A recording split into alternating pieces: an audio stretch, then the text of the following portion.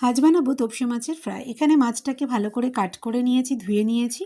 এর মধ্যে দিয়ে দিলাম একটু পাতিলেবুর জুস। তারপরে এর মধ্যে দেবো আদা রসুন আর কাঁচা লঙ্কার পেস্ট, আর দেবো স্বাদ মতো নুন আর হলুদ। এটা দিয়ে এটাকে ভালো করে মেখে 1 ঘন্টার মতো ম্যারিনেট করে নিয়েছি। আপনারা চাইলে কম টাইমও ম্যারিনেট করতে পারেন, কোনো অসুবিধে নেই। এবার একটা ব্যাটার তৈরি করতে হবে। ব্যাটারটার জন্য আমি যে রেশিওটা বলবো সেটাই কিন্তু নেবেন, তাহলে ব্যাটারটা খুব ভালো হয় এবং ক্রিস্পি হয়। এখানে নিয়েছি আমি 4 চামচ ময়দা, 4 চামচ বেসন, 1.5 চামচ সুজি, আর পরিমাণ মতো একটু হলুদ আর লবণ, আর নিয়েছি একটু কাশ্মীরি মির্চ, আর দিয়েছি একটু বেকিং পাউডার, আর দিয়ে দিলাম এর মধ্যে সেই আদা রসুন কাঁচা লঙ্কার পেস্টটা। এটা মাখার সময় আমার যেটা ইউজ করতে হবে সেটা হচ্ছে বরফ ঠান্ডা জল। এটাই কিন্তু মেন। এই জলটা দিয়ে মাখলে ব্যাটারটাও যেমন সুন্দর তৈরি হয়, তেমন মাছটাও কিন্তু খেতে খুব ক্রিস্পি হয়।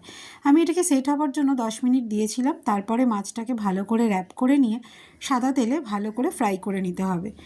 প্রথমে গ্যাসের ফ্লেমটা হবে হাইতে, তারপর একটু হয়ে এলে গ্যাসের ফ্লেমটাকে সিমে করতে হবে। আর ওপর দিয়ে ওই গরম তেলগুলো একটু আস্তে আস্তে দিয়ে দিতে হবে, কারণ মাছগুলো ভেতরে ফ্রাই না হলে একদমই খেতে ভালো হবে না। আর ভাজাটা কিন্তু একদমই আস্তে আস্তে করতে হবে। এখানে তাড়াহুড়ো করলে মাছের ফ্রাইটা কিন্তু ভালো লাগবে না খেতে।